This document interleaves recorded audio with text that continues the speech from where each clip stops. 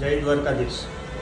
અમૃત પુષ્પ સંશોધક સ્વ દિનેશભાઈ આર વિઠલાણી, દ્વારકાનું કેશોદ વિતરણ કેન્દ્ર અને જૂનાગઢ વિતરણ કેન્દ્રથી હું સમીરભાઈ ભીમાણી, મમતાબેન ભીમાણી. આજે આપણે એક મોઢાના કેન્સરમાં રિઝલ્ટ મળ્યું છે, તો એ ભાઈના મોઢેથી સાંભળ્યું.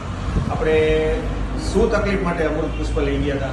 મારા પપ્પાને છે ને જીભનું કેન્સર આવ્યું હતું. બરાબર. અને ચાંદી હતી વધારે, અને અમે ડોઝ લીધા હતા, બધું લીધું હતું, પણ જમવાનું ને બધું બંધ થઈ ગયું હતું.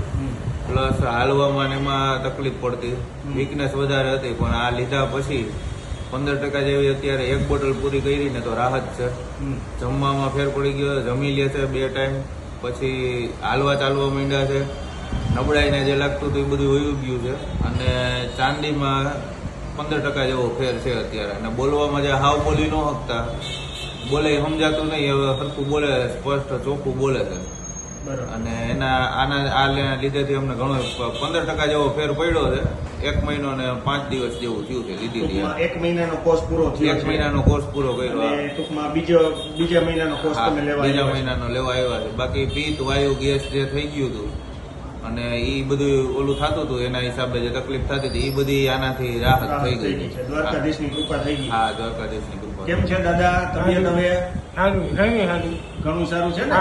દ્વારકાધીશની કૃપા. જય દ્વારકાધીશ. જય દ્વારકાધીશ.